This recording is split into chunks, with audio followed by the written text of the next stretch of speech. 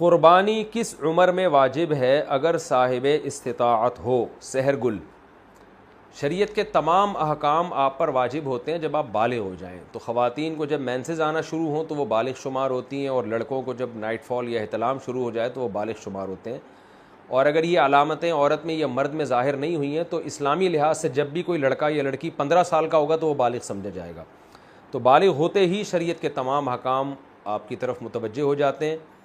تو اس عمر میں اگر صاحب نصاب ہیں تو قربانی واجب ہے، مرد ہو یا عورت ہو. اپنی قربانی چھوڑ کر والدین کی طرف سے قربانی کرنا، میں اس سال اپنی قربانی نہ کروں، والدین کی طرف سے کر لوں، تو کیا یہ جائز ہے؟ ایم ایس فاروقی برطانیہ سے. دیکھیں، اگر آپ کے والدین وفات پا چکے ہیں تو پھر اگر آپ والدین کی طرف سے کرتے ہیں وہ حقیقت میں آپ ہی کی طرف سے ہوتی ہے، اس کا ثواب والدین کو پہنچا رہے ہوتے ہیں، تو اس میں آپ کا اپنا واجب بھی ادا ہو جائے گا. لیکن اگر آپ کے والدین حیات ہیں تو آپ ان کی طرف سے قربانی کر رہے ہیں ان کی پرمیشن سے، تو پھر آپ کی قربانی نہیں ہوگی، بلکہ ایک جانور میں دو بندوں کی بھی نہیں ہوگی، ابا اماں دونوں کی نہیں ہوگی. دو حصے لینے پڑیں گے یا دو جانور کرنے پڑیں گے تب ابا اور اماں کی ہوگی. تو ایسی صورت میں پھر آپ اگر صاحب نصاب ہیں تو آپ گناہ گار رہ جائیں گے. تو اگر آپ کے والدین حیات ہیں، زندہ ہیں، تو پھر تو آپ اپنی طرف سے قربانی کریں، اور والدین صاحب نصاب ہیں تو ان کی طرف سے الگ کر لیں، صاحب نصاب نہیں ہے تو ضرورت نہیں ہے کرنے کی. اور اگر والدین دنیا سے جا چکے ہیں تو ان کی طرف سے قربانی وہ اصل میں آپ ہی کی اپنا ہی قربانی کہلاتی ہے، کیونکہ مردہ جو ہے وہ تو شرعی احکام کا، عبادت کا مکلف نہیں ہے، جو میت ہے. تو آپ ہی کی قربانی ہوگی، آپ کا واجب بھی ادا ہو جائے گا اور ثواب بھی ان کو انشاءاللہ والدین کو مل جائے گا. ایصال ثواب کے لیے قربانی، ابا اماں کی طرف سے قربانی جو مرحوم ہے، دادا نانی کی طرف سے قربانی، یہ بالکل جائز ہے، اس میں کوئی حرج نہیں ہے. بعض صحابہ سے بھی ثابت ہے اور رسول اللہ صلی اللہ علیہ وسلم سے بھی ثابت ہے کہ آپ نے 2 مینڈے ذبح کی، ایک اپنے لیے اور ایک اپنی امت کے لیے. تو پتہ چلا کہ یہ قربانی اپنے لیے بھی ہو سکتی ہے اور اپنے علاوہ کسی اور کے لیے بھی ہو سکتی ہے. وہ کسی اور کوئی بھی ہو سکتا ہے، نبی صلی اللہ علیہ وسلم بھی ہو سکتے ہیں، آپ کے والدین بھی ہو سکتے ہیں، تو کوئی بھی ہو سکتا ہے.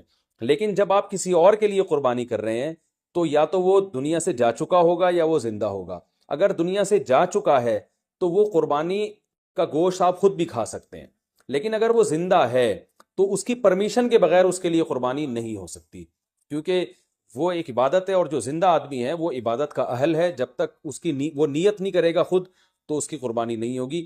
تو وہ اس کی نیت کے لیے ضروری ہے کہ اس کو کم از کم اطلاع ضرور دی جائے اور وہ اس پہ راضی ہو، چاہے وہ زبان سے اجازت دے دے یا دل سے ویسے ہی راضی ہو، یعنی آپ کو پتہ چل جائے کہ یہ راضی ہے اس پر، تو بھی ٹھیک ہے.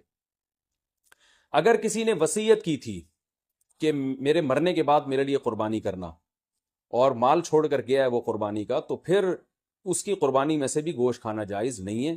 وہ قربانی بھی آپ کو وہ سارا گوشت صدقہ کرنا پڑے گا. اچھا بھائی،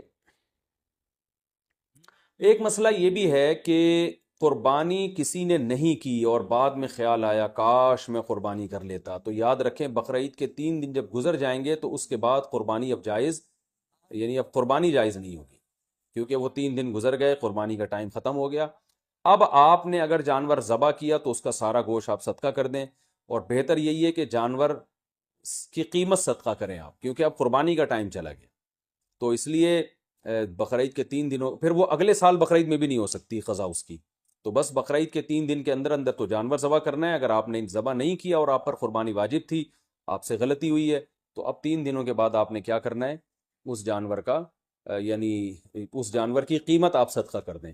اب جو ہے وہ قربانی کا ٹائم چلا گیا. اور یہ بھی یاد رکھیں، اس پر بہت مضبوط دلائل ہیں کہ قربانی کے صرف 3 دن ہیں. اس پر میں کلپ ریکارڈ کروا چکا ہوں، صحابہ تابعین کے آثار ہیں، احادیث ہیں. یہ صرف 3 دن قربانی جائز ہے، چوتھے دن قربانی جائز نہیں ہے. بہت ساری روایات ہیں اس پر صحابہ کرام کی، تقریباً اجماع ہے اس کے اوپر کہ چوتھے دن قربانی جائز نہیں ہے. اور جو چوتھے دن والی حدیث ہے وہ بالاتفاق ضعیف ہے. تو اس لیے اپنے اہم ترین عبادت کو آپ ضائع نہ کریں. جو اللہ نے ہمیں 3 دن بتائے ہیں اسی میں قربانی کریں، اور وہ اتنے دن ہیں کہ ہمیں چوتھے دن کی طرف جانے کی ضرورت بھی نہیں. لیکن اگر کوئی کر رہا ہے تو بحث مباحثہ نہ کریں، لڑائی جھگڑا یہ بھی اچھی چیز نہیں ہے. آپ خود احتیاط کریں، صرف 3 دن، اور جتنے لیٹ کریں گے قربانی کا ثواب کم ہوگا. پہلے دن سب سے زیادہ، دوسرے دن اس سے کم، تیسرے دن اس سے بھی کم. اچھا بھائی، اور مسئلہ کیا ہے کہ قربانی میں عقیقے کی نیت کرنا، یہ سوال بھی بہت پوچھا جاتا ہے، بالکل جائز ہے۔ آپ ایک گائے لے کر آئے تو آپ اس میں اپنے بچوں کا عقیقہ بھی کر سکتے ہیں، اور قربانی کا یعنی بیٹے کا لڑکے کی طرف سے 2 حصے ڈال دیں اس میں، اور ایک اپنی قربانی بھی کر لیں، یہ بھی بالکل جائز ہے۔ اچھا بھائی، اور نابالغ اولاد کی طرف سے قربانی، دیکھیں جو نابالغ اولاد کی طرف سے قربانی ہے اگر تو انشاءاللہ اس کو ثواب ملے گا، قربانی وہ آپ ہی کی طرف سے ہوگی، تو یعنی آپ ہی اس قربانی کے مالک ہیں، تو کیونکہ جو نابالغ ہے نا اس پر قربانی بہرحال واجب نہیں ہوتی، چاہے وہ کتنا ہی مالدار کیوں نہ ہو، اور اگر بالکل ہی چھوٹا بچہ ہے تو پھر اس کی طرف سے قربانی کا مطلب یہ ہوتا ہے کہ آپ خود ہی بس قربانی کر رہے ہیں، تو وہ قربانی کا اہل نہیں ہے، اس کی طرف سے قربانی نہیں ہوگی۔ ہاں اگر وہ سمجھدار ہے، بلوغت کے قریب ہے، تو پھر اس کی طرف سے قربانی ادا ہو جائے گی، اگرچہ اس پہ واجب ہے نہیں ہے، تو یہ کر سکتے ہیں، اس میں کوئی حرج نہیں ہے۔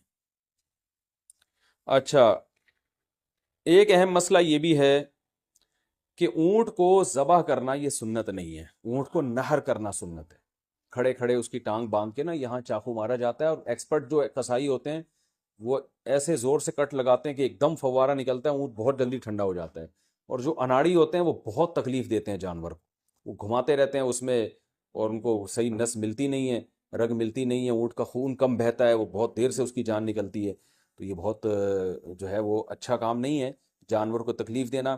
آپ صلی اللہ علیہ وسلم نے حکم دیا ہے کہ جب تم میں سے کوئی شخص جانور کو ذبح کرنے کا ارادہ کرے تو اسے چاہیے کہ جانور کو راحت پہنچائے، اس کی راحت کا خیال رکھے، وہ اس کی اذیت نہ دے، تکلیف نہ دے، اور آپ نے یہ بھی فرمایا کہ اپنی چھری کو پہلے تیز کر لو تاکہ جانور کو تکلیف نہ ہو۔ بعض لوگ یہ کر رہے ہوتے ہیں، جانور کو لٹا کے چھری تیز کر رہے ہوتے ہیں، وہ بھائی پہلے ہی کر لیتے یہ کام، اس کو آپ نے جو لٹا کے اتنی تکلیف دی ہوئی ہے، یہ ٹھیک نہیں، یہ ٹھیک عمل نہیں ہے، تو جانور کو راحت دینے کا ہمیں حکم ہے، تکلیف سے اس کو بچانا ہے ہم نے۔